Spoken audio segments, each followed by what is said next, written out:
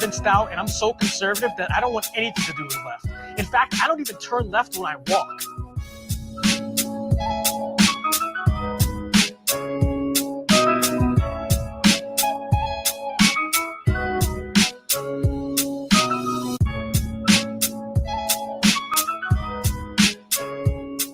If we're spreading this conservative message and people like Vince Dao spread the message really well, and the young people get access to this message, they're going to start doing more research and looking into these subjects.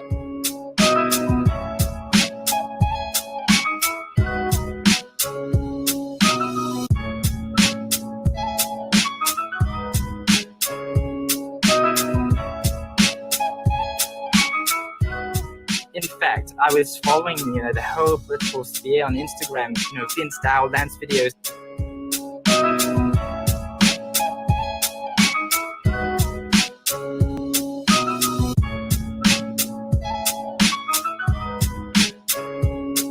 The more we have people like you can be able to counteract all the BS that they spread in school today, man. So you guys are just as important, man. Don't ever think otherwise. Yep.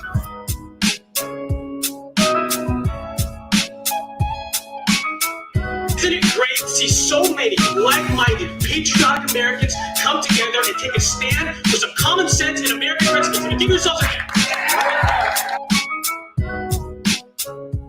Democrats can claim to be on the side of working families, but their agenda is clear: to destroy the working class every chance they get in the name of virtue signaling. Feeling good is greater than doing good. That's the agenda of the DNC. It might as well be their motto. Vince Dao, you're like the only Asian conservative commentator.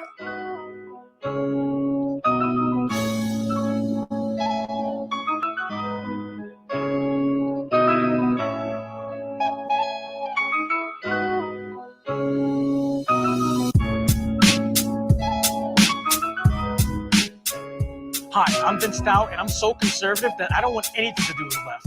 In fact, I don't even turn left when I walk.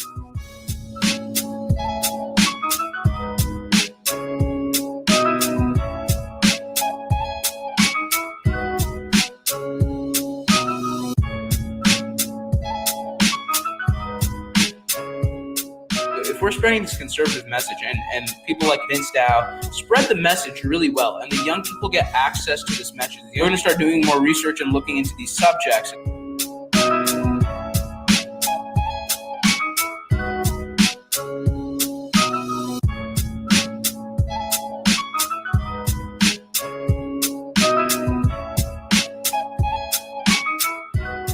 In fact, I was following, the whole political sphere on Instagram, Vince Dao, Lance videos.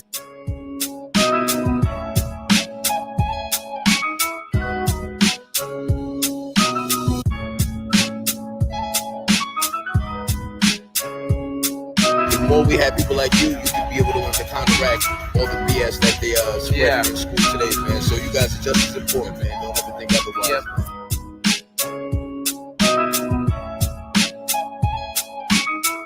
Isn't it great to see so many like-minded, patriotic Americans come together and take a stand for some common sense and American principles? Give yourselves a hand. Democrats can claim to be on the side of working families, but their agenda is clear: to destroy the working class every chance they get in the name of virtue signaling. Feeling good is greater than doing good. That's the agenda of the DNC. It might as well be their motto. Vince Dao, you're like the only Asian conservative commentator.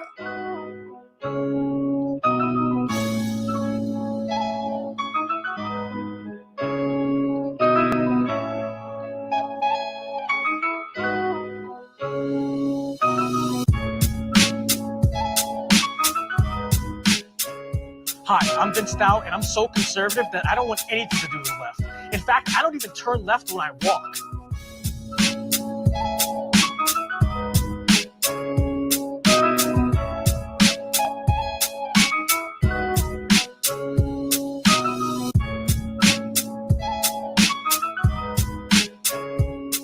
If we're spreading this conservative message and people like Vince Dao spread the message really well, and the young people get access to this message, they're going to start doing more research and looking into these subjects.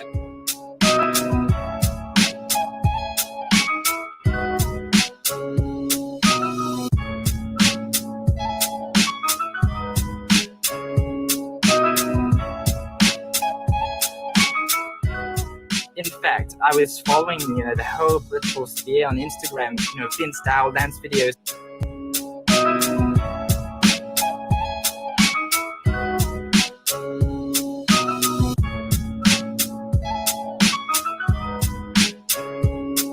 The more we have people like you can be able to counteract all the BS that they spread in school today, man. So you guys are just as important, man. Don't ever think otherwise. Yep.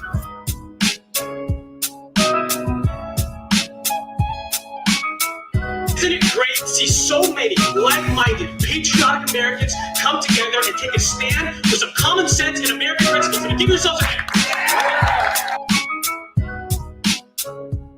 Democrats can claim to be on the side of working families, but their agenda is clear: to destroy the working class every chance they get in the name of virtue signaling. Feeling good is greater than doing good. That's the agenda of the DNC. It might as well be their motto. Vince Dao, you're like the only Asian conservative commentator.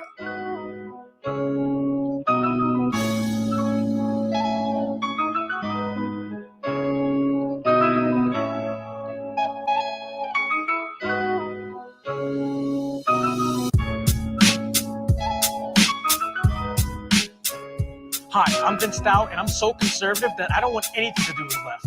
In fact, I don't even turn left when I walk.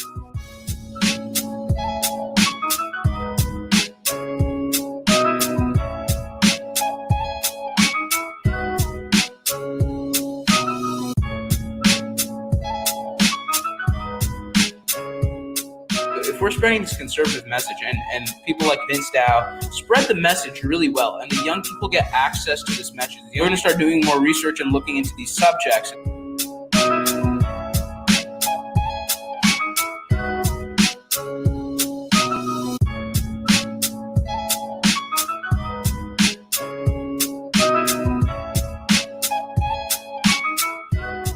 In fact, I was following, the whole political sphere on Instagram, Vince Dao dance videos.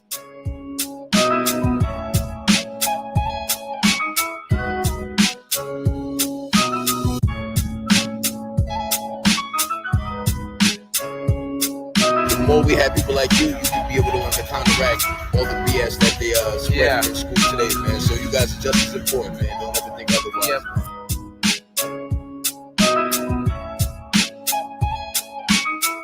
Isn't it great to see so many like-minded, patriotic Americans come together and take a stand for some common sense and American principles? And give yourselves a hand. Democrats can claim to be on the side of working families, but their agenda is clear: to destroy the working class every chance they get in the name of virtue signaling. Feeling good is greater than doing good. That's the agenda of the DNC. It might as well be their motto. Vince Dao, you're like the only Asian conservative commentator.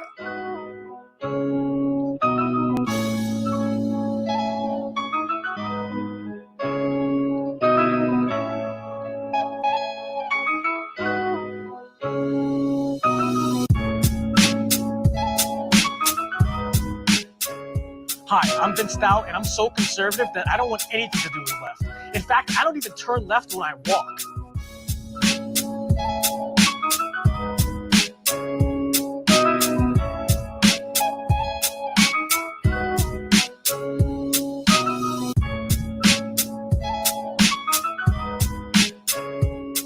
If we're spreading this conservative message, and people like Vince Dao spread the message really well, and the young people get access to this message, you're going to start doing more research and looking into these subjects.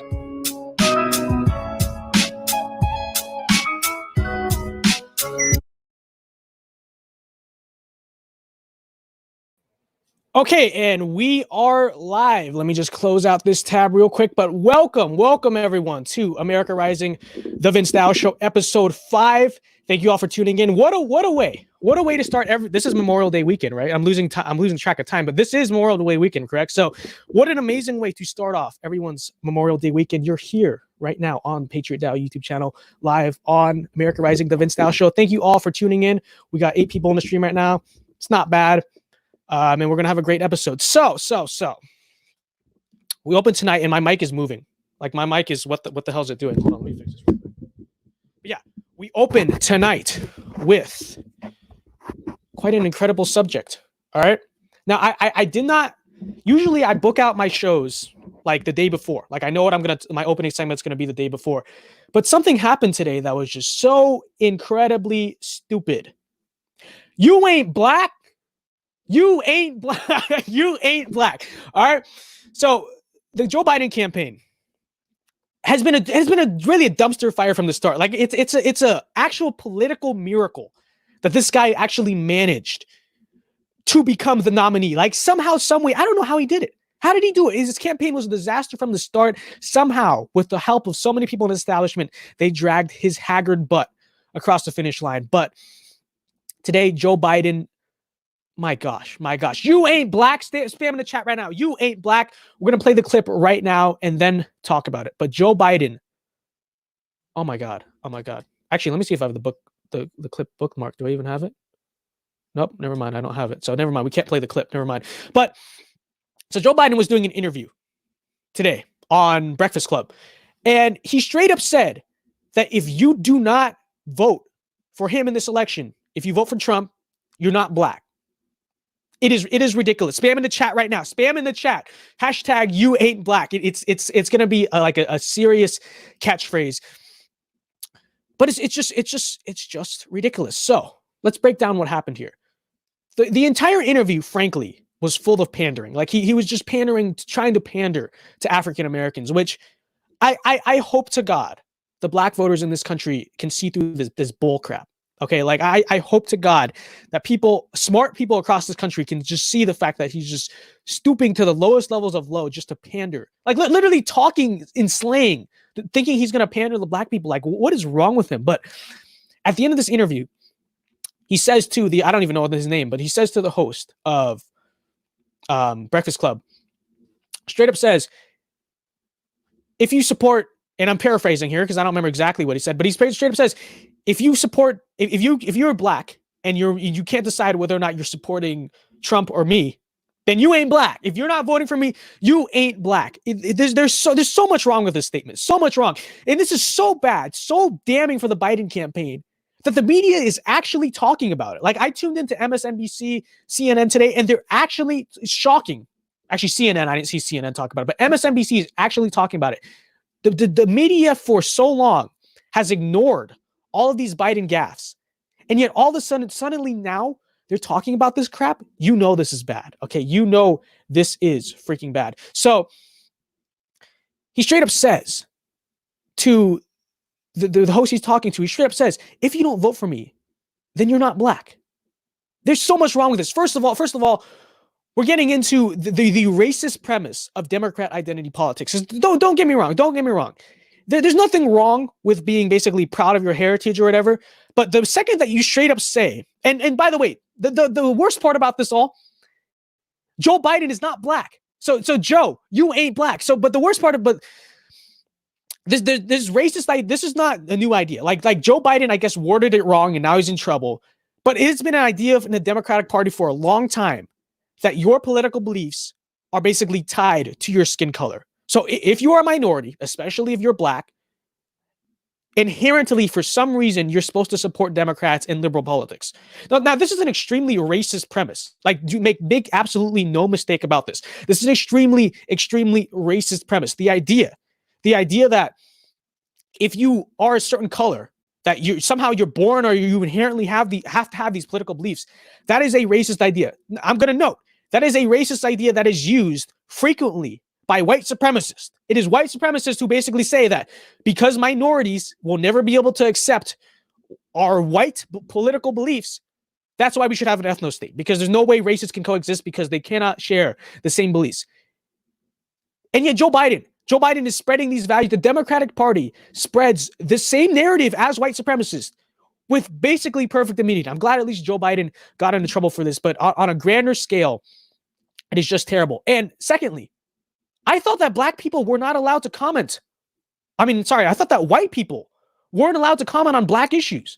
Like I thought if you're not black, you don't have an argument. And yet you have a guy that's totally white dictating to black people what it means to be black. Like, this is not some political issue like tax cuts or whatever.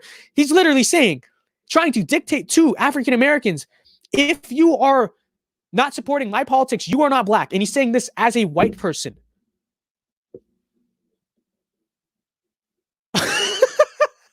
It's just so freaking ridiculous. I mean, the Biden camp, I don't think this is a gaffe. Like, I would not consider this a gaffe. Like, don't get me wrong. Biden has made a lot of gaffes, and you can blame that on his crumbling mental state or whatever, but this was not an accident. Like, it was only after he got canceled for this, basically. I mean, there was a mob totally after him. It was only when he got in trouble for saying it did he retract on these comments. Okay, like, it's very clear Biden meant to say this. In fact, Biden, you saw the look on his face when he said it. Biden was planning to say this, right? This is something he actually thought of. It's not something that accidentally came out of his mouth because he was stuttering or whatever. Biden meant to say that if you're not a liberal, that if you don't support Joe Biden, that if you don't support the Democrats, you are not black. This is an intentional statement. Thank God he got in trouble for it. But it is still important to point out that Biden meant to say this. Okay, and I don't want anyone to say it's just a gaffe. Biden makes gaffes all the time. This is not a gaffe. You just look at his body language, look at the clarity in which he said it. Biden 100% absolutely meant to say this. Okay? So the Biden campaign, absolute disaster. But that's not the only disaster of the Biden campaign. Like, it was straight up just a terrible week. Like his campaign's been through a lot of terrible weeks. Actually, I think every week is a terrible week for his campaign. Just some are not as bad as others. But before straight up telling black voters that they're not black if they don't support him, Biden was once again being weird as hell. So remember on Super Tuesday when he confused his wife for his sister? That's my wife. That's my sister. Honest mistake, everyone thought. Well, honestly, I don't know if it was an honest mistake. It's probably just him losing his mind. But okay, honest mistake. They switched on him. They switched on me. They switched on him, okay? Check this out. So Joe Biden being very freaking... Actually, did I even use it? Oh, never mind. I forgot to bookmark that crap before I started this, so I don't even have that clip either. But Biden he was doing a quip for Wired, where he was looking at the top Google searches of Joe Biden. And the first question is, does Joe Biden have a brother? He responds, I have 3 brothers, or 2 brothers, something like that. But then he says, and I have a sister named Valerie, who is the love of my life. It's not like, dude, the optics of that, oh my gosh. Like, I understand what he's trying to say. But seriously, sweet home Alabama. But I understand that he's basically trying to say that he loves his sister a lot. But after you confuse your wife with your sister, you're seriously gonna go down that path, basically implying incest, saying he's the love of my life. Like, no, Joe, that's not your wife. That's your sister. Ridiculous. Like Joe Biden, just 2 terrible gaffes this week. I'm not gonna say gaffes, but terrible screw ups this week. Now, the whole implying at incest thing, yeah, 143 into the Wired video. You guys can go check it out. I forgot to bookmark it, and I don't want to waste your time Googling it. But the optics of his campaign this week have just been terrible. So first of all, you got Gen Z, and Gen Z made fun of him like crazy for saying that his sister was the love of his life after mistaking his wife for his sister on Super Tuesday. I guess that wasn't a mistake. Must have not been a mistake, right? But after that, so that didn't really get media attention. Okay, fine. But after that, the older people now, the older voters, are now all pissed at him for literally trying to dictate what it means to be black as a white person. Literally saying, if you don't agree with my politics, even though I'm white, if you don't agree with my politics, you're not black. It is absolutely sad. I mean, Biden's campaign has been just a disaster. It's like sad to watch. Like, honestly, some weeks I see him screwing up in the headlines and I try to just tune it out because it's just a sad story to watch. Like the decline of the mental state of who was once, I guess, apparently somewhat there in the head. It's just sad to watch. I mean, it's depressing. It's depressing to freaking watch. But what will save the Biden campaign? And we were talking about this in an Instagram live stream. I'm sure that's where most of you guys came from. What will save the Biden campaign is his running mate. Okay, and that's the only chance He has. Now, Biden has already narrowed it down to a woman, so we know it's going to be a woman. But who will Biden's running mate be? It's a good question. Put it in the chat right now. Who do you think Biden's running mate is going to be? But Tucker Carlson, all right, my homie, my dad, he did a great breakdown of this, and we're gonna react to it live because we're gonna react. This is basically a live breakdown of who Biden's running mate will be. Okay. Good evening and welcome to Tucker Carlson tonight. Sometime in the next 2 months, a group of Democratic donors and political consultants will call each other. I don't know. Like, who is it going to be? Who is it going to be? Who their party's vice presidential candidate is going to be. This happens every 4 years, but for the first time in memory, this is a genuinely meaningful decision. In normal elections, candidates choose running mates whose signature qualities are blandness and obedience. A good vice president is a lot like a good waiter. He appears, takes orders, and leaves. He does not talk too much. He does not express interesting opinions. When vice presidents say they serve the president, they're not being polite, they're being literal. It's a service job. That's true. But not this year. That's true. This year, Democrats have chosen a man who can't manage the country, even if he does win. His aides know that. The candidate Tucker's so good at trolling, dude. Knows it. He's hilarious. But yeah, this is very true. Joe Biden's decline is so depressing to watch, so embarrassing and sad, that most of the time the rest of us try to ignore it and pretend everything is fine. Hey, I just said that. I just said that. See, we think alike. I'm telling you, me and this man think alike. Bad karma to dwell on it. But the vice presidential pick forces this issue. Whomever is chosen will run the government if Biden wins. Once his advisors make that decision, they'll call Biden in his basement rec room and let him know who his running mate is. Biden will practice the name to make sure he can pronounce it. He'll fiddle with the camera on his iPads, and then he'll tell the world. It's true. Like, spot the lie from what he's saying. This is 100% true. Whoever the vice presidential candidate, let me pause this real quick. No man. Whoever the vice presidential candidate is going to be is not only going to carry his campaign as the figurehead, because you can't put Joe Biden in front of a camera. Every time you put Joe Biden in front of a camera, it is a total and unmitigated disaster. But not only that, whoever the vice president is going to be running the government, because Joe Biden is not there in the head. Joe Biden can't even run his own Twitter account or even make up, like, carry his own speeches without totally screwing up. There's no way he's going to be running the government. So this is actually a really important question, because usually you just pick someone to be your vice president that's going to serve you well, basically stay in line, and also who will basically unite the party. Like, it's common practice. You sort of choose someone in the party that contrasts you, and it's just to unite the party. But this is very different. Whoever Joe Biden chooses to be his nominee for vice president, it's more than just to choose a vice president as a figurehead. Like, whoever it is going to have to carry his campaign for him because he's a disaster, and run his government for him because he's still a disaster. But anyways, let's go back to this video. We're going to break down the 4 or 5 presidential candidates. So we got Stacey Abrams, Elizabeth Warren, Kamala Harris, Gretchen Whitmer. Those are like top 4, and there's a few more. But yeah, let's keep playing this video. And no matter how clean, bright, and articulate, is going to share a ticket with Joe Biden. So that leaves nearly 100 million American women to choose from. This is true. Biden would probably step down. He means no offense to the gender fluid, gender nonconforming, or indigenous two-spirit communities, all of whom built this country and have Joe Biden's gratitude. But in this Tucker's case, so funny, dude. Biden would very much prefer a lady. So who's it going to be?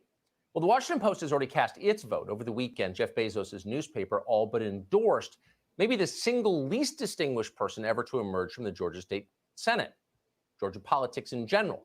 A frequent cable news guest called Stacey Abrams. Yep. Pawn of the media, creation of the media. She's nothing impressive. Under a pen name, wrote some softcore porn thrillers, books that one Amazon reviewer noted have a, quote, nice amount of heat. And that's about the sum total of it. Stacey Abrams' career has unfolded almost entirely without distinguishing achievements. She does understand Joe Biden pretty well, though, and that's her main advantage. True. Abrams knows or senses that Biden doesn't really believe anything. He just wants to be liked. And more than anything, Joe Biden does not want to be called a racist. That's his kryptonite. That's very true. Good news for Stacey Abrams. If it helps her get the job, she is more than happy to call Joe Biden a racist. Do you think that not choosing a woman of color, a black woman actually, is a slap in the face to the black female voters? I would share your concern about not picking a woman of color, because women of color, particularly black women, are the strongest part of the Democratic Party. Oh my gosh. Stacey Abrams shares your concerns about not picking a woman of color, especially if that woman is her. She's very concerned about that. Turns out that Senator Kamala Harris has the same concern. Oh, here we Like go. Here Stacey we go. Abrams, Harris recently lost Now, an this- election. The media predicted This would be hilarious. After Kamala Harris straight up calls Joe Biden racist, and you can say she didn't directly call, she called Joe Biden racist. Okay, after Kamala Harris called Joe Biden racist, he chooses her to be her running mate. Like that is just ultimate sadness. That's a very liberal move. Like that's a very liberal move. Like someone calls you racist, instead of saying "screw you, man, I'm not a racist," instead you basically sit them down and say, "Oh, I'm sorry. If you think I'm a racist, then I'm gonna basically stop and try to prove to you that I'm not a racist. I'm sorry. Okay, what do you need? I'll show you that I'm not racist." That would be hilarious if Kamala Harris was chosen. But let's keep playing this video. she would win. But unlike Abrams, Harris isn't just threatening to call Joe Biden a racist. She already has. I'm going to now direct this at Vice President Biden. I do not believe you are a racist. Yeah, you do. You also worked with them to oppose busing. Oh my God. And, you know, there was a little girl in California. And this story is who not was even part of true, by the way. second class to integrate her public schools. And she was bused to school every day. And that little girl was me. Uh-huh. In the long and ignoble history of give me what I want or I'll call you a racist politics, It's that true. has to be one of the great moments. Kamala Harris is so completely out of touch with American life that she imagined She definitely that is. She definitely is. somehow She's busing from was California. What do you expect? She's a popular with California elite. African-Americans. It was not popular. It is not popular now. Why? Because busing was patronizing and destructive. It hurt everyone involved, except maybe for the self-satisfied white liberals who designed it. Their kids went to private school. But somehow Kamala Harris didn't know that. So say what you will about Stacey Abrams, she's clearly a lot smarter than Kamala Harris is.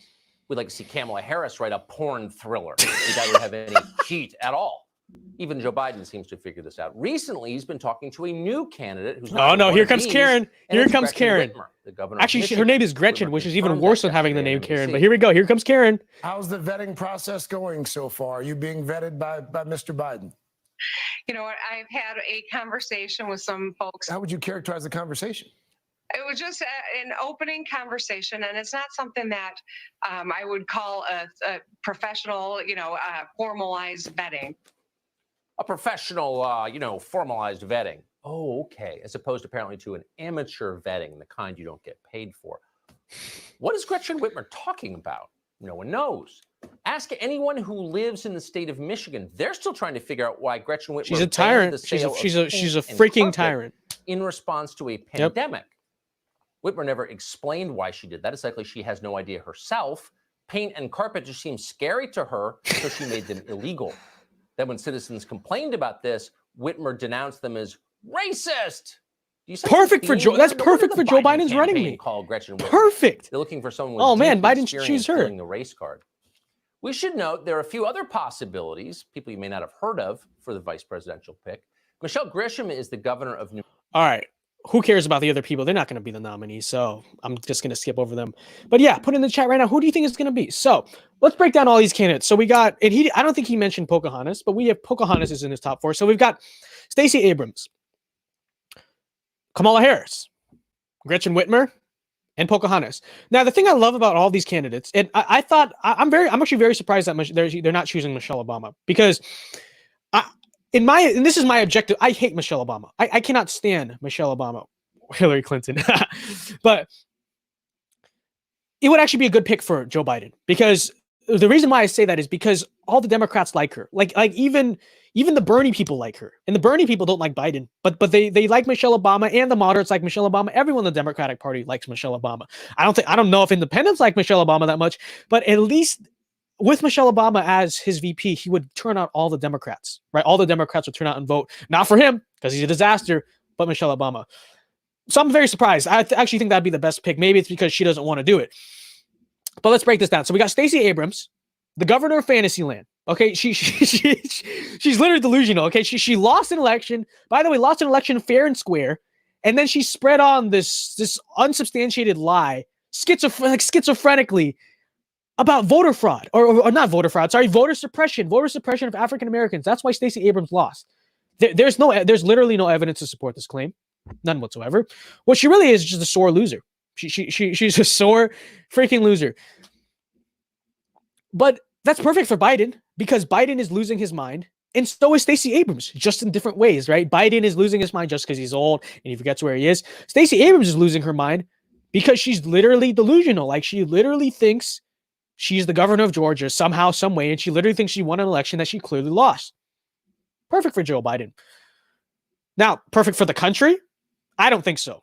I don't actually think Stacey Abrams is that popular. Now, the media pretends like Stacey Abrams is this empowering figure. You got the Washington Post having her look like freaking Superman with standing all like this in your profile, talking about how Stacey Abrams is the way forward that this country needs, blah, blah, blah, blah, blah. Okay. But I think this is the Beto O'Rourke syndrome. She's not actually popular with the country. Okay. Like she you actually look at her, listen to her. She's very, very patronizing. People in the middle of the country, people in the swing states do not want to be lectured by like a patronizing elitist media shill. Like she's a puppet. She's a creation of the news media. The news media is wrong. They're wrong all the time. They've literally never been right in the past 4 or 5 years. They've been wrong about every single thing. So when they tell people that Stacey Abrams is the future, that Stacey Abrams is the person that's going to give Joe Biden his victory in 2020, I think they are completely wrong. But because of the media, and because Joe Biden probably is dictated by the media and the elites in our country, and the elites all like Stacey Abrams, I think Stacey Abrams is the most likely pick, but I don't actually think that average voters in this country will resonate with her. I know I don't, but I'm serious when I say I don't think average people living in swing states in the middle of this country will actually resonate, actually like Stacey Abrams. Not to mention she's delusional, but that's actually who I think is going to be the picks. But let's break down the other candidates. Kamala Harris. Kamala Harris is... So, by the way, I'm going to give you the nicknames right now, okay? So, Stacey Abrams, we can call her delusional, governor of Fantasyland, whatever you want. I got to come up with a good nickname for Stacey Abrams.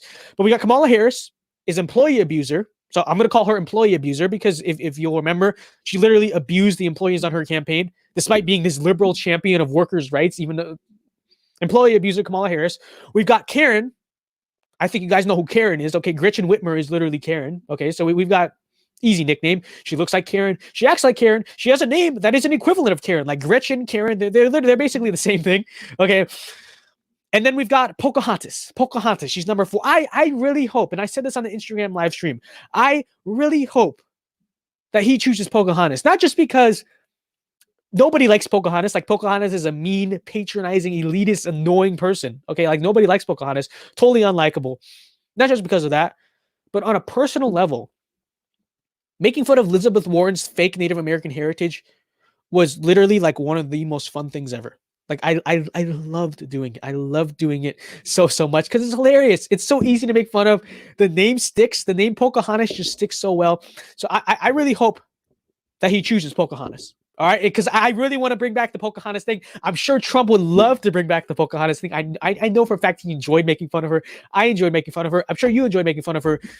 But I don't think she's the most likely pick. I mean, she's there. I don't think she's the most likely. I think it's going to be either her or either Stacey Abrams or Gretchen Whitmer, maybe Kamala Harris. Now, we got Gretchen Whitmer.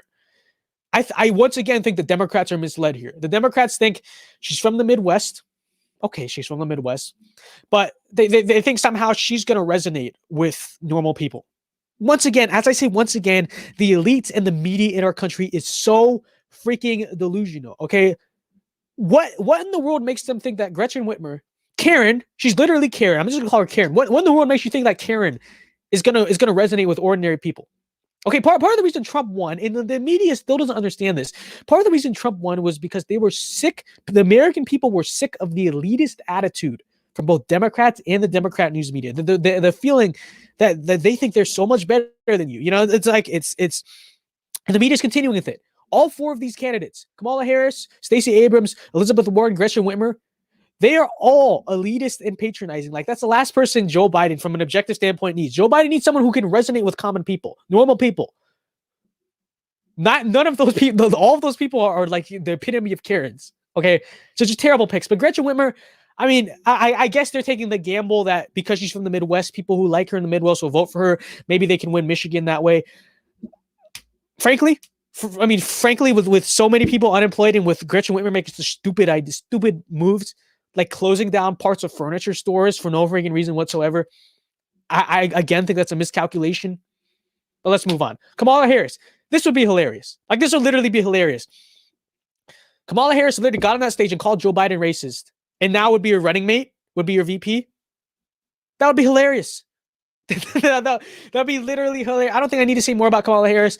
Nobody likes her. She's not a nice person. She's mean, just like Elizabeth. Actually, all these people are mean and annoying and patronizing, and I don't think any of them will be good picks for Joe Biden's VP. But yeah. I mean, if I'm being objective, I think Pete Buttigieg or someone that's like moderate, but actually sort of makes a lick of sense to the Democrats would be a good pick for the Democratic Party. But the Democratic Party is controlled by the woke mob. But what they don't realize is that the woke mob is not ordinary people. Ordinary people are not woke Twitter leftists. Okay, people, and the Democrats don't understand this, so they will continue to choose these patronizing, elitist, annoying potential nominees instead of people that actually resonate with ordinary people. Now, I guess now that we're talking about the 2020 election, I'll just get into this a little bit. So people have been asking me, like, what do you think is going to happen in 2020? Now, this is my analysis, because now before coronavirus, I'm going to say, like, it was a sure thing for Trump. It was a sure freaking victory for Trump. Like, the economy was going so, and it really sucks that this happened, because the economy was going so good. Everything in the country was booming. The Democrats had no answer. Like, they legit had no answer. Nancy Pelosi had no answer. Chuck Schumer, nobody had an answer. The Democratic candidates were carrying each other apart. The Democratic field was a joke. Nancy Pelosi could not get a beat on Trump. And now we got coronavirus. It changes sort of the flow of everything. And now we don't have the booming economy. Trump's number one argument was the economy. Now we don't have the economy. We don't have a lot of this stuff. So here's what I think.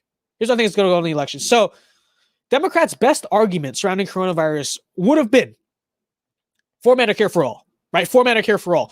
And in order to make that, now, don't get me wrong, I think this argument is totally disingenuous. Like if the healthcare system were to collapse under a privatized system, it would be screwed under Medicare for all. But just for argument's sake, I think the Democrats' best shot would have been if something like Italy had happened in the United States, where the healthcare system collapsed, where we're rationing ventilators, where it's a mess. Then Democrats would make the best argument for healthcare, because they'd say we need revolutionary change to the healthcare system. And to an extent, they'd be right. Now, revolutionary change, and I think in totally the wrong direction, but they would be right in that we need to radically change the healthcare system. But guess what? The healthcare system didn't collapse. In fact, it did the opposite. Hospitals in this country are empty. Okay, and you could say, well, not now hospitals all have the ventilators, but you could say, oh, well, testing is lagging sort of behind, but it's not lagging so significantly to the extent where it's like, what the hell is going on? Like the testing is adequate. Now, it's not ideal, but it wouldn't have been ideal with a Democrat anyway. But testing is not ideal. But I think it's in a position where the healthcare aspect of all this is not what's going to be the most important. What is the most important issue, I think, going into the 2020 election? The economy, and who is going to rebound the economy. Got like 30 million Americans unemployed. The worst, it is an economy that a lot of people are saying is going to be worse than the Great Depression. So now, going into 2020, the most important issue, this election, I don't think it's going to be coronavirus. I don't think it's going to be healthcare. I don't think it's going to be who locked down the country and who didn't. Like that's, you have to drown out the noise. Really look at what Americans are going to be voting on this November. That's another thing I think with elections. You got to drown out the noise. Drown out a little bit about this personal aspect of the candidate, or like, well, this is the talk of, okay, the American people vote on what they think is basically the most relevant issue to their lives. The most relevant issue to everyone's life is going to be the economy. Now you got Biden, you got Trump. I don't think it's a right-wing bias to say that from an objective standpoint, Trump has a much better argument on the economy. Republicans in general, right? Because you could talk about healthcare, right? But what argument does Biden have for the economy? I mean, the Obama administration had the worst growth out of a recession since the Great Depression, right? Because they terribly mismanaged the recovery coming out of the Great Recession. But more of it than that, people don't have totally short memories. I mean, they remember how good the economy was under Trump. Trump has a much better argument that, hey, I can restore the economy than Biden does from so many levels. Firstly, he did it. He did it before. All he has to say is that I did this once before. It wasn't our fault that it got wrecked, but I can do it again. But he also has the argument that, like, look at me. Before this, I've been trying to make fair trade deals, right? And that's something I think a lot of Americans agree on. I even get liberals to agree, like, yeah, what Trump is doing on trade is good. Yeah, he can sit up there and say, look at me. I've been talking about how bad China is. Meanwhile, you got Joe Biden Joe Biden is China Joe. I mean, his administration was soft on China. They basically said China was not an adversary, not a threat to us. And you got Hunter Biden going to China on Air Force Two and coming back with millions of dollars, like just straight up. The number one issue going into this election is going to be the economy. I don't think it's radical to say that Trump has a much better argument regarding the economy, that he can restore the economy than Biden does. Trump has always been sort of an economy guy, right? That's been his best issue. Considering that's going to be the most important issue going into this election cycle, I definitely think that he has a much better argument. But, okay, let's talk about something else that happened this week. Hydroxychloroquine. Okay, and the media, this is not, so the media is going to make another stupid deal out of this, trying to act like, let me change the banner real quick, actually. So the liberals this week have been going absolutely crazy over the fact that Trump said he's taking hydroxychloroquine. Okay, like definitionally freaking insane. So I'm gonna play this clip real quick from Nancy Pelosi. You had Nancy Pelosi not only saying that was a bad idea for Trump to take hydroxychloroquine, but calling him morbidly obese for it. Let's play this real quick. Take a look. He's our president, and I would rather he not be taking something that has not been approved by the scientists, especially in his age group and in his, shall we say, weight group, but he's morbidly obese, they say. So I think it's not a good idea.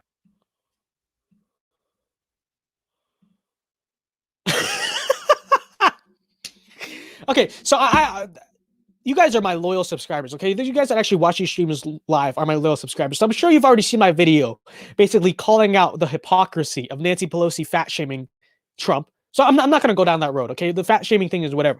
What I want to talk about in this stream is actually the hydroxychloroquine aspect of it. The way the media has reacted, and the Democrats, okay, the Democrats and the mainstream media are intertwined, like they're one and the same, so I'll use the terms interchangeably.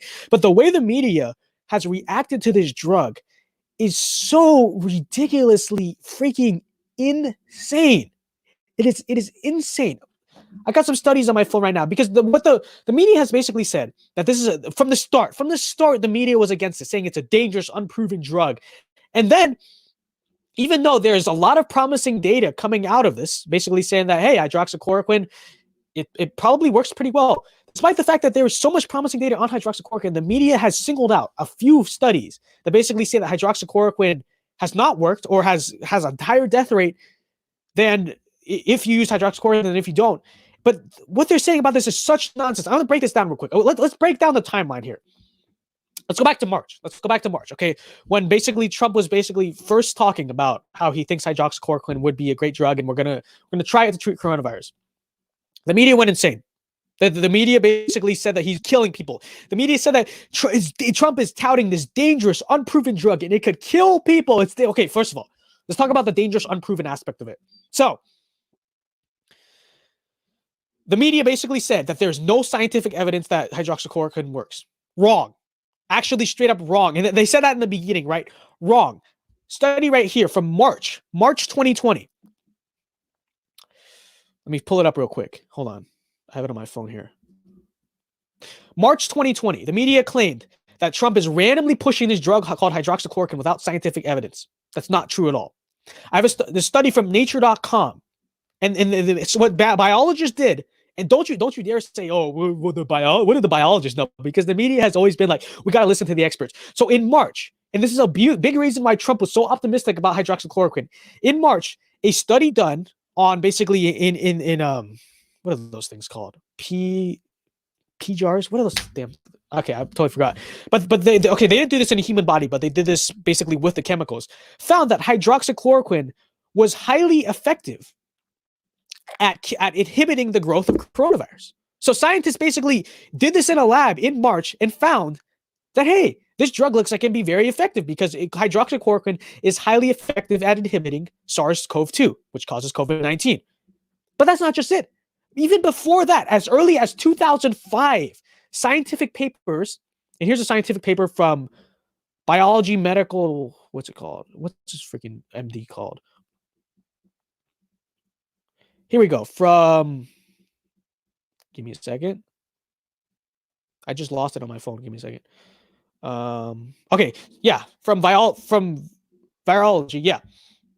So studies done as far back as 2005 found that chloroquine, okay, and obviously hydroxychloroquine is a less toxic derivative of chloroquine. Studies done as far back as 2005 found that chloroquine was highly effective at killing SARS coronaviruses. So this was on the original SARS virus. So what do we have here? Pretend we're back in March. What do we have here? We have a drug that is very promising. We have a drug that there is a high degree of scientific evidence that this would work well.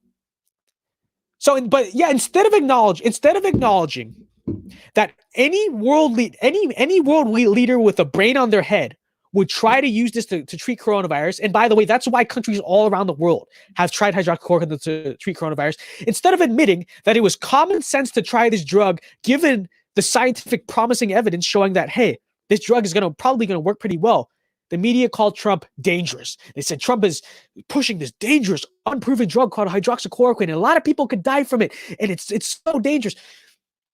There's literally scientific. They're like, oh, there's no scientific evidence. We need to listen to the experts.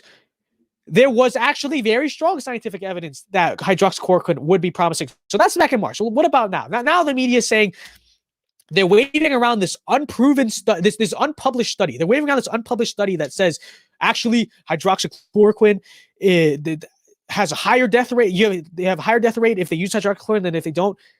And yet that very study they're pushing has so many problems with it. Okay, so first of all, it's unpublished. So it's not been peer reviewed. It's not been published in any medical journal.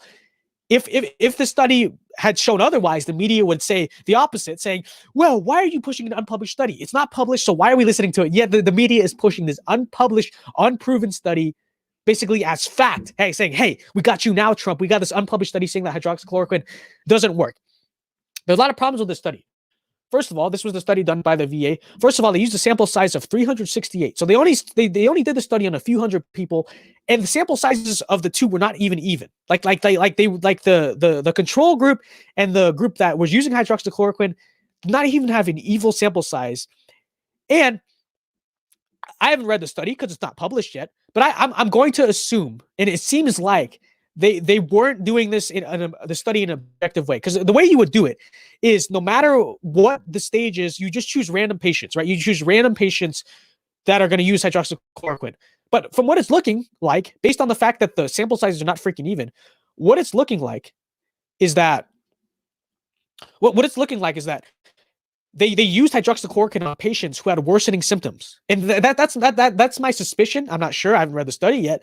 But it looks like from that study. So, but let's talk about evidence to the contrary to what the media says, okay, about hydroxychloroquine. So, survey done in March of over 6,000 doctors. Now, this is way more. Now, 6,000 doctors, so they're probably treating multiple COVID patients. So, let's assume this is like about 12,000. Let's just give or take 12,000 COVID patients that are being basically surveyed here. A survey of 6,000 doctors worldwide found that medical professionals rated hydroxychloroquine the most effective drug in treating coronavirus patients. Media doesn't talk about that. Instead, the media chooses to use this unpublished study of 368 people because it shows the opposite. Like literally, what is their freaking problem? They've been so crazy over this drug. And that's not it. That's not it. A study done by NYU. Have I got it right here? I believe I do. A study done out of NYU found that when hydroxychloroquine, a 3-drug combo that includes hydroxychloroquine and zinc, out of NYU, the media found, not the media, the NYU scientists found that patients were 44% less likely to die of coronavirus if they use hydroxychloroquine along with those 2 other drugs. Where's the coverage? Where the hell is the coverage? Instead, the media is using this unpublished study. My question is why? Why has the media been so against this drug from the very start? Like literally, they just have not wanted to accept the fact that this might work, despite scientific evidence, despite talking about how much we have to listen to the experts and listen to all these people. They have to straight up defied scientific evidence that this drug works. The question is why? Why? 2 reasons. Number one, and this is the obvious reason, they hate Trump more than they love human life. Okay, so they would prefer that Americans die of coronavirus than Trump be proven right. And I'm not speculating here. It's just true. Like you can just see it from their total brashness to hydroxychloroquine, but it goes beyond that. I'm gonna say this: the main reason that the media is so against hydroxychloroquine It's not just because they hate Trump, but because of the fact that hydroxychloroquine is past patent. It's a past patent drug, so it's very cheap. There's no medical patent on it. If that threatens the pharmaceutical industries, and that's the real reason why the media is so against this drug. Hydroxychloroquine's success. Let's say hydroxychloroquine is highly successful at treating coronavirus. If it is successful, that would mean that these rich pharmaceutical companies will not be able to make gigantic profits off of some medically patented drug. Straight up, prove me wrong. Prove me wrong. So, because I don't know if the media has interest in the pharmaceutical industry. Like, I haven't looked at their freaking stuff, but that is the reality of this drug. If hydroxychloroquine's been around since 1955, okay? If hydroxychloroquine were to succeed at treating coronavirus, there would be no need for pharmaceutical companies to literally rip people off. There would be no need for it. Because why do you need to buy remdesivir, which is probably be like $1,000 freaking dollars? Why would you need that if you can take hydroxychloroquine, an extremely cheap drug that it cannot be monopolized by the pharmaceutical industries? That is the real reason. Don't let anyone talk to you otherwise. And we're going to be making a YouTube video where I'm way more organized than I am now. We're going to be making a YouTube video on all of this stuff, basically reciting what I've been saying. But that is the reality of the situation. The reason why the media and the Democrats are so against hydroxychloroquine is because it is a giant threat to the pharmaceutical industries. Pharmaceutical industries want to patent a drug and a vaccine where they can basically make big money off that medical patent.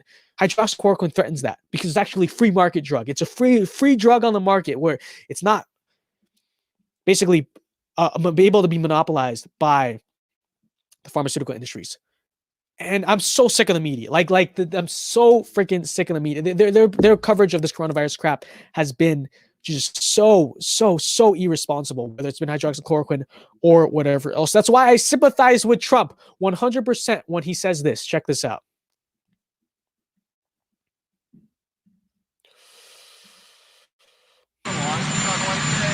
What? The rocket launch on Wednesday? I'm thinking about going. That'll be next week to the rocket launch. I hope you're all going to join me. I'd like to put you on the rocket and get rid of you for a while. Okay. Thank you very much. Thank you, Steve.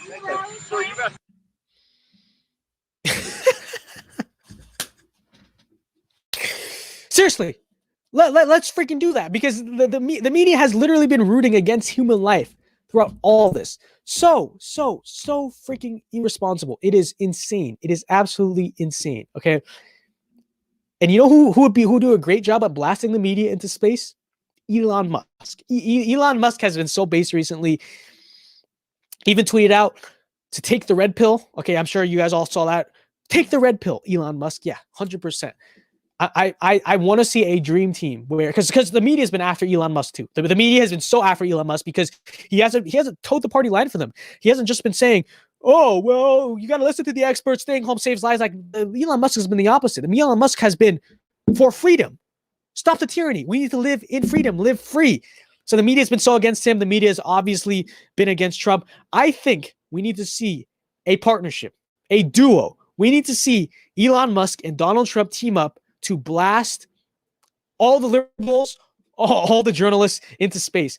That would be absolutely fantastic. All right. I want to see that dream team. I absolutely want to see the dream team of Elon Musk and Trump blasting journalists into space. By the way, forgot to mention this. Okay. But we have seen this narrative in the media. I lagged a little bit. Am I lagging? Okay, back to normal. We have seen this narrative in the media of medical professionals unanimously agree staying home saves lives. We need if you don't fall, despite the fact that a lot of medical professionals are using hydroxychloroquine, medical professionals unanimously agree. We need to listen to the medical professionals when they say that staying home saves lives. All this crap. Okay, well check this out. We've got a letter this week, a letter from 600 doctors worldwide. And I got a thing from Blaze TV. 600 doctors worldwide signed not worldwide, in this country have signed a letter urging Trump to end the lockdowns and not just calling the lockdowns a mass casualty incident, saying that the lockdowns have actively endangered more lives. Where's the media attention? Huh? Because I thought it's all about listening to the healthcare professionals. Not supposedly, it's not even a political agenda. It's about listening to the healthcare professionals. It absolutely is a political agenda. Because The media has actively basically ridiculed, and Nancy Pelosi has actively ridiculed White House doctors. Nancy Pelosi straight up got up on that camera and ridiculed White House doctors, pretending like she knows more than White House doctors, who are not just regular doctors, those are some of the most elite doctors in this country. Nancy Pelosi literally got up on that camera and said that, basically said that she knows more. She knows freaking more than White House doctors. Absolutely ridiculous. But where's the media? Where are the Democrats basically saying, hey, listen to these healthcare professionals? Don't let anyone convince you that this is not all a part of a political agenda. The lockdowns are a political agenda. There's no scientific evidence that they're helping anything. In fact, there's a lot of scientific evidence, and it's growing and growing and growing. The lockdowns may actually be causing more casualties than they're saving lives. There is building evidence to that case. Whether you want to look at Georgia or Florida or all the states that have reopened that have declining cases, or whether you want to look at the fact that there's so much collateral damage of these lockdowns. It's absolutely insane. Absolutely freaking insane. Anyways, we're nearing 1 hour on the stream, so we're almost done here. I'm going to answer real quick some questions from Instagram. We didn't get a lot of people watching the stream, but that's fine. People will watch this stream later. I didn't promote this that much. But yeah, I'm going to answer some questions real quick. Here we go. And I'm sorry for being all over the place in this stream. I've literally been so sleep deprived that I had no time to plan out this show. So it's all good, but let's answer some questions. So, question: any states we should be worried about after this election turning blue? Plenty of states. Plenty of states. I believe this question was from Sean on Instagram. Plenty of freaking states we got to be worried about. So we got Texas. Got to be worried about Texas. I mean, Texas is, I think it's going to go red this cycle, but we are nearing the point where Texas is going to be purple. And I hate to say it. And I don't want any gripers to basically say it's about immigration, because it's not. It's literally just because of the fact that people are moving from California to Texas and bringing their far left policies with them. 100%. The only freaking reason. But we got to be worried about Texas, Georgia. I mean, Georgia is really turning purple. Like, Brian Kemp won by a very narrow margin in 2018. I'm very worried about Georgia. And Florida has been trending red, but it's still sort of a swing state, so we always got to be worried about Florida. Oh, Arizona is turning very freaking blue. We definitely got to be worried about Arizona. Like, how the hell did Kirsten Sinema win? By the way, voter fraud is a problem in Arizona. And in case you guys haven't seen, we actually had basically a whistleblower video on this channel where we basically pointed out how easy it is to commit voter fraud in Arizona. But we definitely got to be worried about Arizona. Now, the promising side of this is that there are some states that appear to be turning from blue to red, i.e. Minnesota and a lot of the states in the Midwest. But I wouldn't be so sort of quick to say that, hey, like Minnesota, Michigan, Ohio, all these states are going to trend solid red. I wouldn't be so quick to say that. The reason why is because while I think Trump's going to win Minnesota in 2020, the question is, are these states turning red because of Trump, or are they these states turning red because of Republicans? Because look at Minnesota. Minnesota is a very union-heavy state, right? And part of the reason Trump has resonated so much with them is because he's not your average sort of libertarian Koch brother Republican. Like, he's actually been on the side of workers. Make America Great Again has been a workers' movement. The question going forward is the change of the Midwest, we're saying the Midwest turned red, is that because of Trump? And are they going to go back to being Democrats after Trump? Or are we going to basically be able to solidly lock those people in red? That's part of the reason why I think we need to really have a very good 2024 candidate who echoes the message of Make America Great Again, not going back to the neoconservative elite, not going back to George Bush or whatever. Like, we really need a Make America Great Again candidate who is on the side, a populist who is on the side of workers, just like Trump is going into 2024. Because if we want to secure states like Minnesota and Michigan and the Midwest, if we want to secure those states red, which we need to do, if we want to survive, because there are states like Texas and Arizona and Georgia that we're probably going to start losing soon. If we want to do that, we need to make sure we have a very strong candidate who basically gets working industrial people out to vote for Republicans the same way that Trump does. Okay. But yeah, to answer your question, we definitely have to worry about a lot of states after this election turning blue. By the way, those of you who are watching the stream right now, put your questions in the chat box. I'll answer them.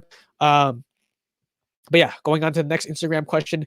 Do you think quarantine is unconstitutional? Parts of it. So I think obviously like the shutdown of certain public spaces, I think the government runs those spaces. They have the authority, I would argue, to shut those things down. But I do not think the government has authority to shut down private businesses. I think the government has the authority to recommend that these non-essential businesses close down. And I think at first a lot of businesses actually followed those recommendations. But I don't think the government is in any place to force quarantine on anyone. I don't think the government it's the government's authority to tell a private business owner that they cannot open their doors because of a virus or like that. That is ridiculous. That is tyrannical.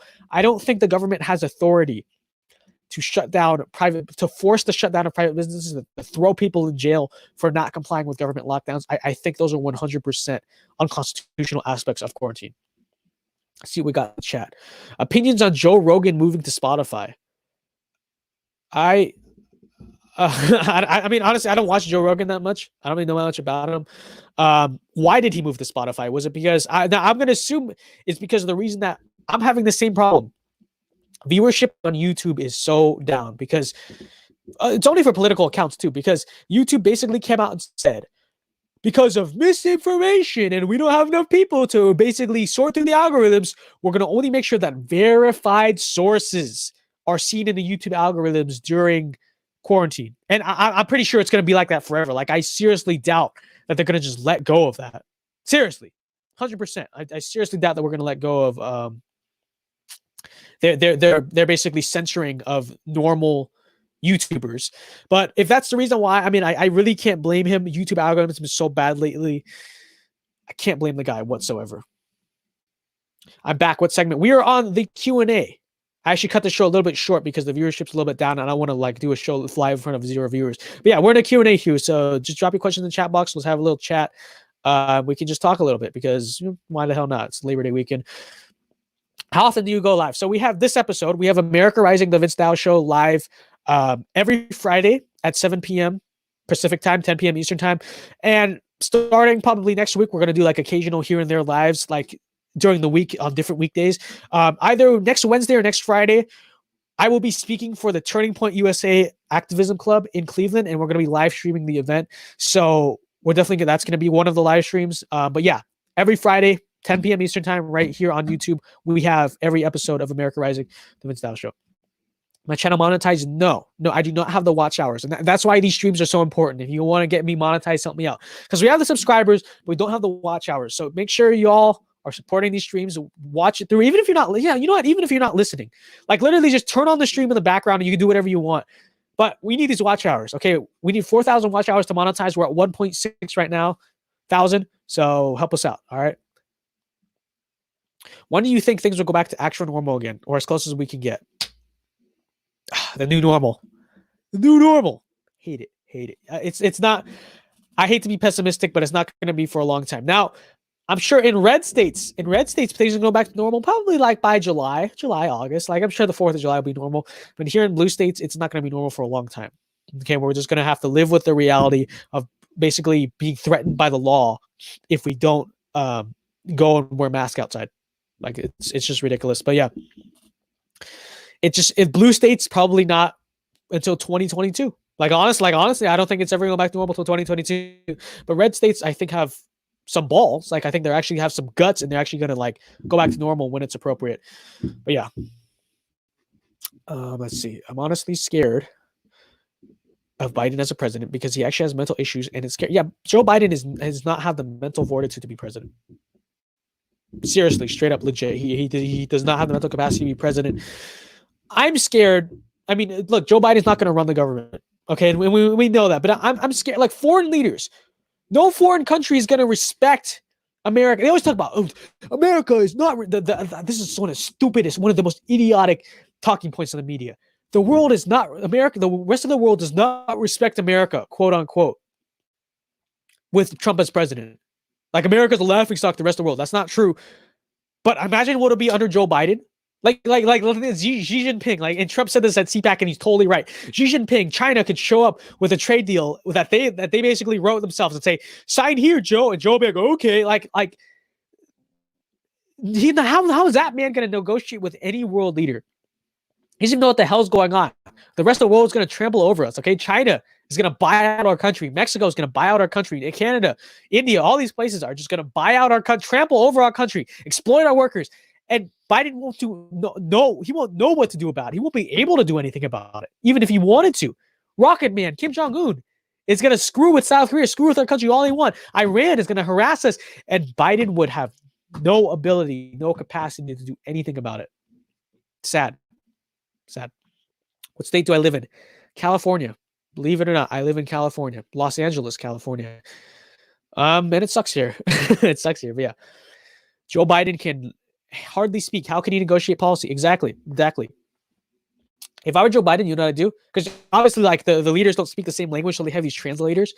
I would find a translator that would basically think of policy on the spot for me, right? I'd be uttering gibberish to Xi Jinping or whatever the leader is being negotiated with, but I'd have the translator basically translate it into something that makes sense. Like, that's literally what we're gonna have to do with Joe Biden, or we're gonna have to send whoever his VP is. By the way, I don't think his VP is gonna be someone who's very competent either, like Stacey Abrams, Gretchen Whitmer. Really? Like, that they're gonna negotiate with foreign leaders, but it would be a little bit better than Biden. We have to send the VP candidate over there, and basically, like, Gretchen Whitmer is going to be negotiating with Kim Jong-un, not Joe Biden, because Joe Biden is totally incompetent. We got some new people in the stream. We're on the Q&A session right now, so drop your questions in the stream. We'll talk about them. Whatever you want to talk about, let's do it. But yeah, go ahead. DeSantis 2024, I'd be 100% down with this. 100% down with this. DeSantis sort of has the same magic as Trump, and it's interesting because a lot of people were critical of Trump basically endorsing DeSantis, because they're like, there was this other candidate, I don't remember his name, but there's this other candidate who was like, this guy is so much better. But DeSantis has proven to be very popular with workers, and also, by the way, with minorities. I mean, Latinos obviously are the fastest growing minority group in America. 80% of Hispanic people in Florida approve of Ron DeSantis. Very, very, very promising statistic. And Ron DeSantis has done an amazing job with coronavirus. Literally an amazing job. Okay. Florida has the highest population of old people in the country, a very diverse population. And Florida is the state that cruise ship passengers from Italy got dumped. Ron DeSantis got dumped with all these cruise ship passengers from Italy. And yet they have a lower death rate than New York. And by the way, they didn't lock down. No, not really this extended lockdown. Okay. Lower death rate than New York, and the media said for weeks, that Florida is going to be a disaster. Just watch. They're like, just watch. Florida is going to be an absolute disaster. Look at the kids on spring break. It's going to be an absolute disaster. So for weeks, the media said that it's going to be terrible. Florida has a lower death rate than Georgia and all the states around it. Florida has a lower death rate than the Northeast, has a lower death rate than New York, and a lower death rate than the Midwest. Florida is an absolute success story, and they did it all. They did it all without locking down. Where's the media attention for that?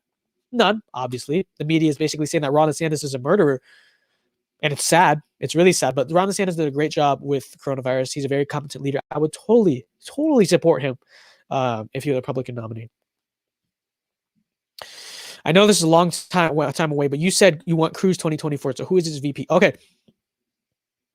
Ron DeSantis wouldn't be a bad choice. We're just talking about Ron DeSantis. I honestly, I want Dan Crenshaw to be his VP. Now, Dan Crenshaw is not someone, like, not my favorite type of Republican. Like, I think he's sort of a neocon. I'm not really a big fan of that. But as we were saying earlier in the show, the VP is a figurehead. Right? It's not the VP is not the person who's dictating policy. The VP is a figurehead that you just sort of choose to get more voters. Dan Crenshaw is an all-American badass. Okay, that's why I would really want him to be the VP. I mean, just look at him. The eye patch. He's a former Navy SEAL. He's the coolest, baddest, most toughest looking guy ever. I think he'd be a great choice for VP. And I mean, especially since all he has to do basically there is sit pretty and act like a celebrity. You know, like he doesn't have. We don't have to worry about sort of his policies or whatever. He's just a badass figurehead. He's a true American, all-American badass. I would love to see him as VP. How concerned should we be of the coronavirus? Because I've met people who don't care at all and paranoid fanatics. If you're in the age group, if you're below like 50, 60, honestly, it's not that much to worry about. Like, obviously you should wash your hands. You should not get too close to people, but there's no need to basically be freaking out this much. Like that's the reality. And I'm not saying, by the way, that coronavirus is not dangerous. What I am saying more of that, well, the death rate is extremely low for people of our age. But what I'm more saying is that, look, man, you spent your entire life, realize it or not, a lot of people don't seem to realize this, but look, you've spent your entire life interacting with human society. And when you interact with human society, you've been on a daily basis, exposing yourself and interacting with all these different pathogens, all these different deadly pathogens, and you never notice. You never notice, right? You cannot just hide from this freaking virus. You cannot hide from microbes. Okay, they're there. They exist. They are around. You cannot hide from the reality of the outside world that is pathogens and microbes. Like, honestly, we need to just go. We need to just go and deal with it. Deal with the reality that is the outside world. Yes, the outside world is scary. Every time you get in a car, every time you get in a plane, you're putting your life at risk. Every time you interact with another human being, there is a chance that another human being is carrying a deadly pathogen that will kill you. When has that, before this virus, when has that ever stopped us before? The answer is it didn't. It didn't stop us before. There's no reason it should stop us now. Okay, no reason. We need to live our lives. Stop living in fear. And obviously, if you're at high risk, you have pre-existing conditions, or you're old, yes, obviously you should be more cautious. But of people who are of normal age group, seriously, there's no reason to be super paranoid. Take the virus seriously, obviously. Practice good hygiene, but I don't think hiding from the virus is the solution. The eye patch is so cool, honestly. Yeah, like I think Dan Crenshaw he's charismatic. He's a great speaker. He's a great figurehead. Great character for the country, right? He's a great image for the country, and that's obviously that's what you want in the vice presidential pick, right? I think whoever the Republican nominee is in 2024, I think Dan Crenshaw is basically an obvious vice presidential pick. I agree, Dow. We find this far with other viruses. Yeah. Like we need to just go do with it. Go deal with all this crap. Okay, deal with it. All right, honestly. But yeah, actually, I totally forgot about this segment. Okay, I actually totally forgot to air this segment, and I forgot to do it last week too. So we're gonna do this real quick. I don't know if this is hard to believe or not, but leftist indoctrination in schools, especially in higher education on our college campuses, is continuing. Let me change the banner real quick. Even though we're on Zoom University, even though we're not even in school, leftist indoctrination in schools is continuing, even with Zoom University, even online. I spoke last week, and this is the interview. I spoke with a student who goes to Binghamton University in upstate New York, and she has a ridiculous story of how her university is still being this far left communist university, communist college, even though they're not at school. Okay, like the indoctrination never stops. Let me play the interview right now.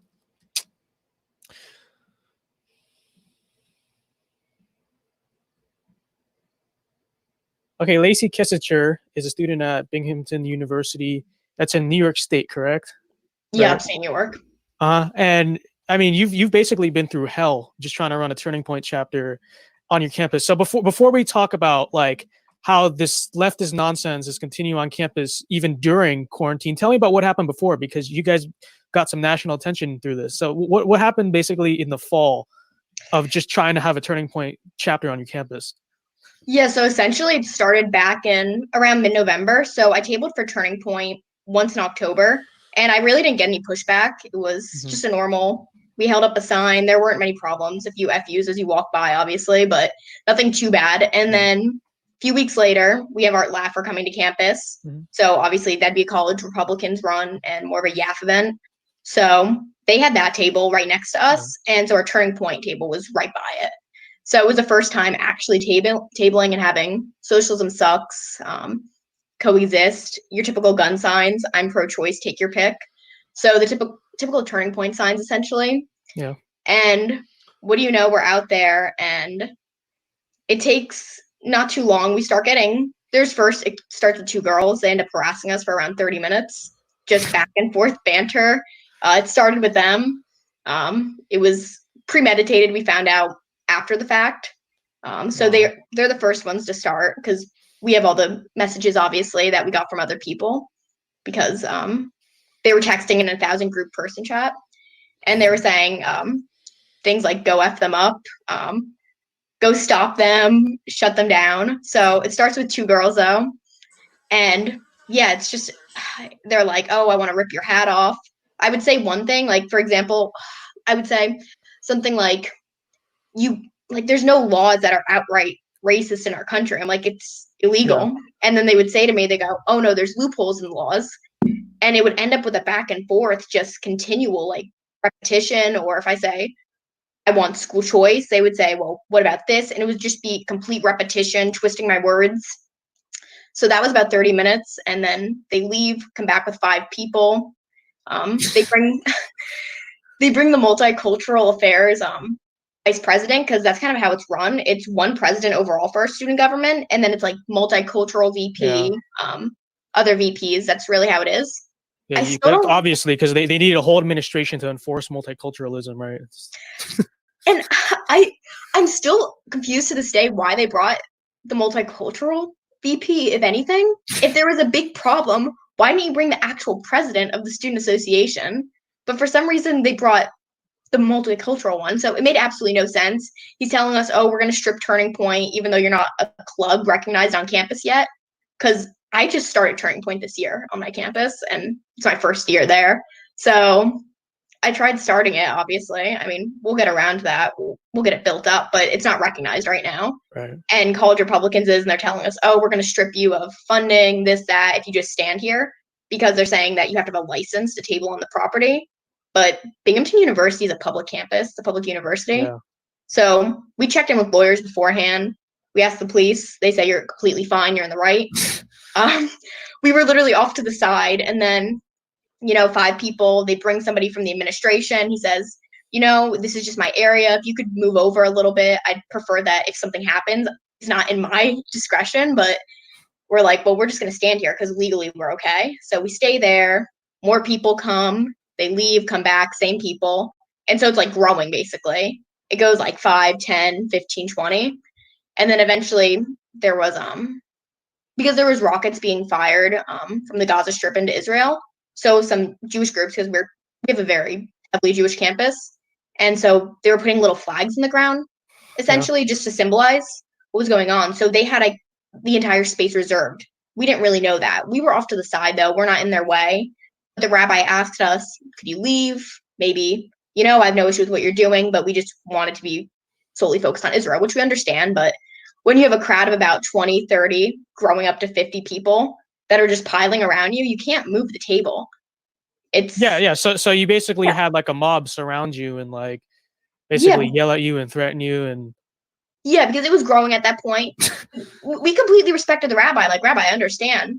Like, I'm Jewish too. I understand that this is a problem in Israel, and I want to give you your space, but I can't move if I have people doing this to me and screaming in my face.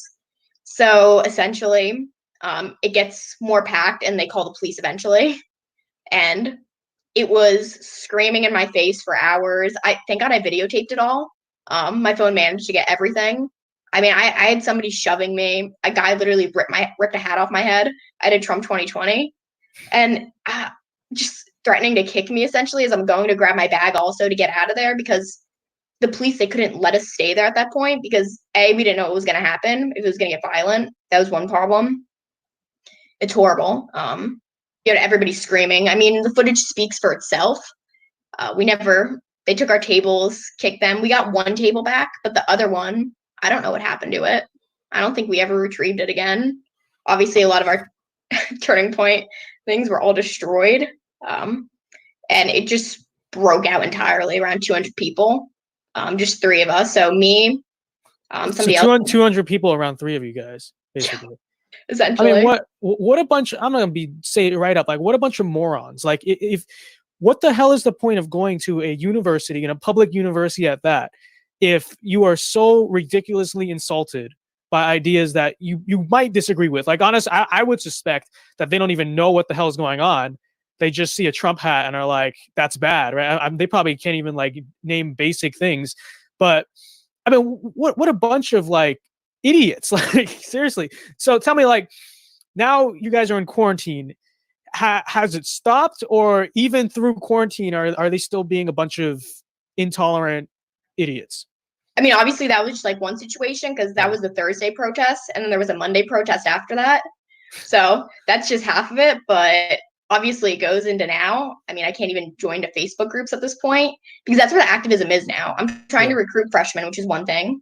I couldn't really establish the club last semester because that broke out, and then it transferred into the next semester after that. Obviously, a lot of things went on with college Republicans and Turning Point. It's a whole story in itself, the breakdown of that. but it's really hard to do any activism. So let me reach out to freshmen. Let me go on Facebook. Let me go into group of 2024 and make a few posts. Yeah. I make a post. It's a very simple one. I say, do you love freedom? Do you want to join Turning Point? Just in the order of that, really simple. I mean, I took screenshots of everyone essentially, just in case something like that would happen. And of course, they end up kicking me out first. So class of 2024, reaching out to freshmen. That's our primary base that we want to get at right now, because we want them to know there's a turning point. Because I'm seeing people constantly post about how they're Bernie supporters and this, that, and there's not one conservative speaking up.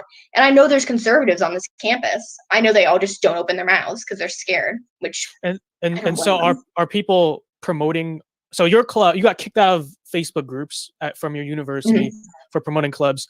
Do other people in that group also promote clubs or politics? Like, does that stuff happen, or were you just like totally is unprecedented? No, so I was looking through it, and my one friend, she runs this other club, and I'm seeing that she's making posts about it, and they're not kicking her out. And and I'm trying to look through it, and I'm finding things. Students are going, "Oh, I'll be a Bernie supporter. I'm supporting this, that. If you want to be my roommate." So I'm going through it, and I'm like, well, let the conservatives know that there is a voice on our campus. Yeah. And I end up going into. I'm usually not a keyboard warrior, but I had to do it. One girl says on there, she goes, well, you can't post about this because if you don't agree with me, then she was basically saying that's offensive if you don't agree with their political views. These are incoming freshmen. So that's pretty scary, knowing that's what's coming into our university.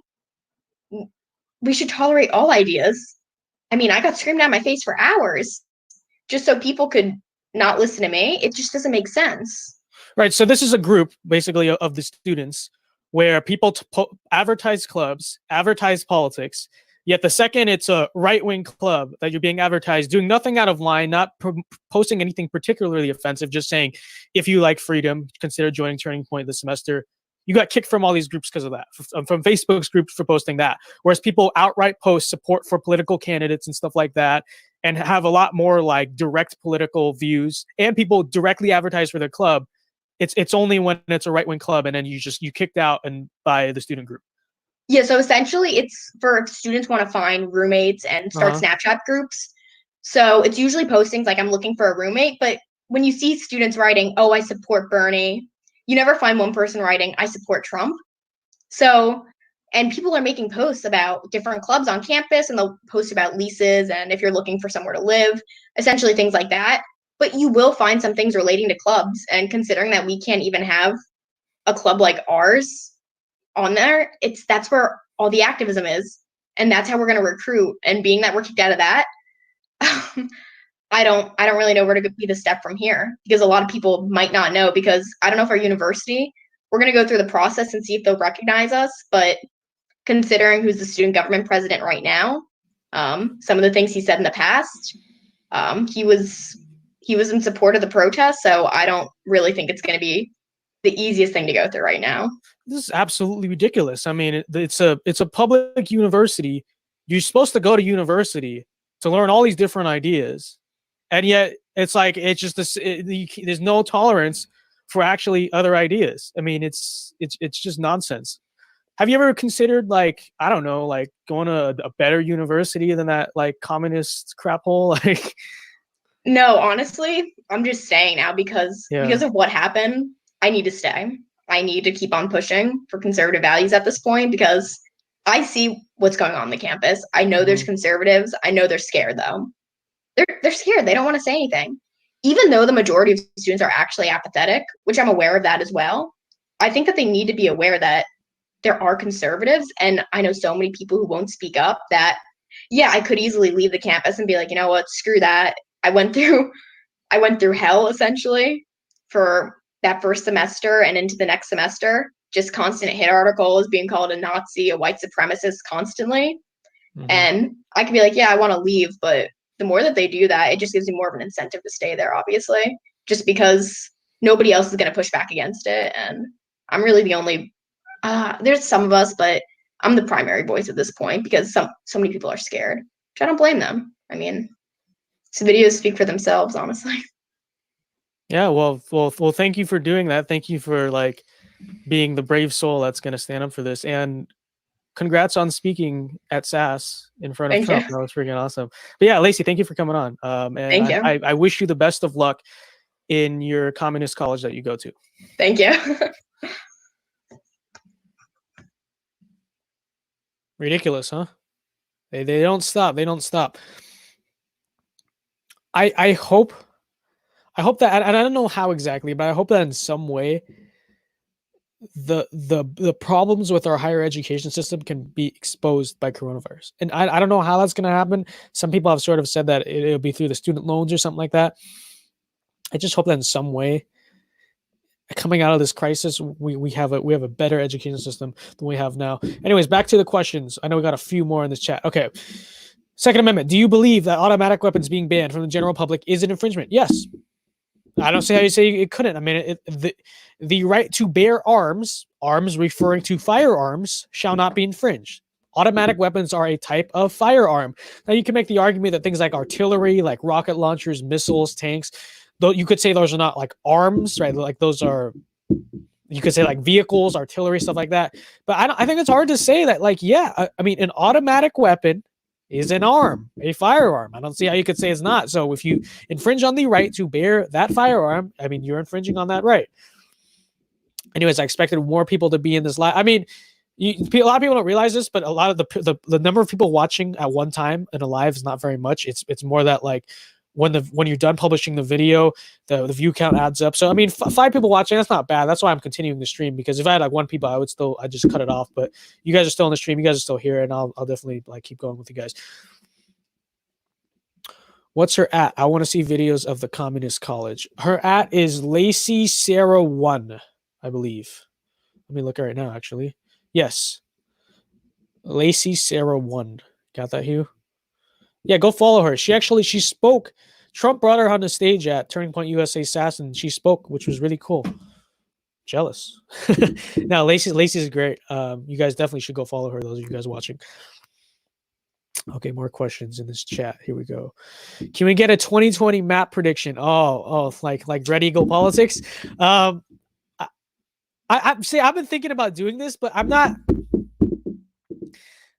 I feel like I can do the analysis part like I did earlier in the show, where I talked about, I think because of the fact that the healthcare system collapsed, Medicare for all is not going to be a good argument for the Democrats. The main argument of both candidates is going to be the economy, and Trump is a more economy candidate, so the American people will vote for Trump out of economic desperation like they did in 2016. Like, I can do that. I can analyze like the factors I think the American people will be driven to vote on this, blah, blah, blah. But I'm not really big on that, all that polling stuff in the individual states. Like, I can do it. I can't imagine it's going to be all that accurate. But yeah, I guess we'll do it like next week or the week after that. We'll have some fun. Why the hell not?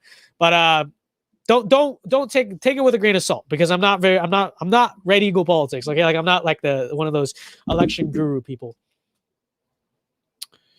Your stream might be being ghosted. I don't know. Sorry, I meant to say fully. Yeah, well, that's not okay. That's what I meant. Fully automatic. Yeah, I think fully automatic weapons are firearms. Still, the right to bear arms should not be infringed. But yeah, I'll cut it. We're at almost an hour and a half. I'll cut off in like 2 minutes. But I want to close out. I wish Australian politics was interesting as America's. Yeah, America definitely has the most interesting politics. Like, there's so much drama, so much, it's all such good stuff.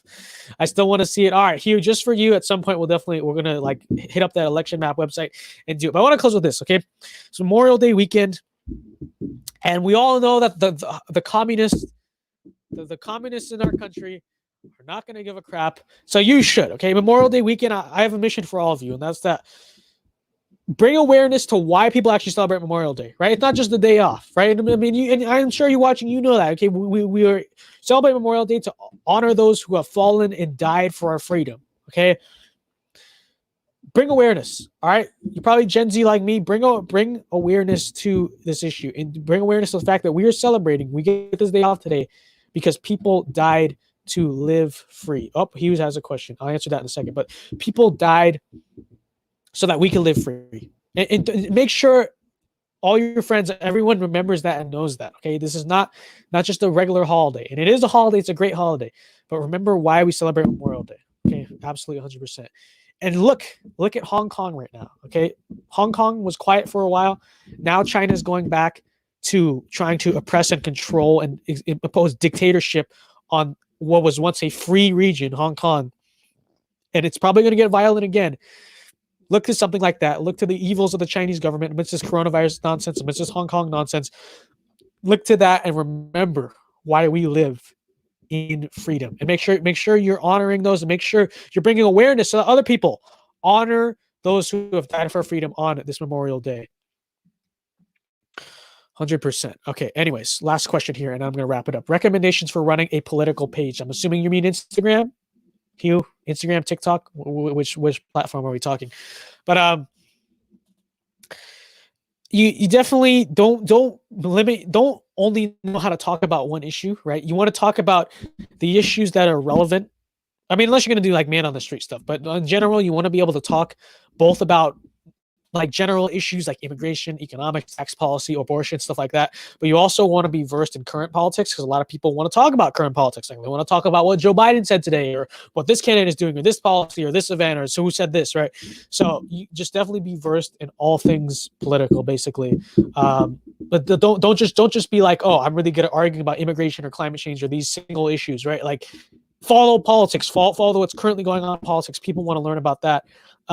But also just be yourself. When you're running a political page, be yourself. Find what you're good at. Find what you're good at that resonates with people. Don't try to copy what this page does. Don't try to copy what DC Drano does, or Typical Liberal does, or Nick Video does, right? Because they're great at doing what they do, right? But you don't want to copy that, because you are unique. You got to find out what you're good at. You're good at doing something, and doing something a certain way, but you need to find that. Don't just try to copy. Don't try to copy me. Don't try to copy anyone. Just try your best. Try your very best to find something unique that you're good at and that's unique to you. Yeah, I must say you are very articulated. Thank you very much. I feel like this is like my worst stream yet, in that I'm just because I'm tired. Like I'm really sleepy, so I can't even think. But I feel like I was actually very inarticulate during the stream. But I appreciate your words. I appreciate that you say that. Hopefully you tune in next week when I actually get a good night's sleep and maybe some caffeine, and I'll hopefully try to make a little bit more sense, because I kind of feel like I was all over the place in this stream, but it's whatever. All right. Anyways, we're at about 1 hour 30. Thank you guys for watching. Thank you for all of you guys who tune in. I hope you have a great Memorial Day weekend. Stay safe, have fun. Make sure you're defying and making liberals look stupid and telling your governor how much of a tyrant they are. I'll see you guys later. Have a great time. And remember, until next time, until tomorrow, always remember, Saturdays are for the boys. Portnoy Musk 2024. But definitely always remember, Saturdays are for the boys. Okay? Remember it. I'll see you guys next time. Bye, Hugh. Bye, Summerline. Thank you guys all for tuning in the stream. See you guys. Peace.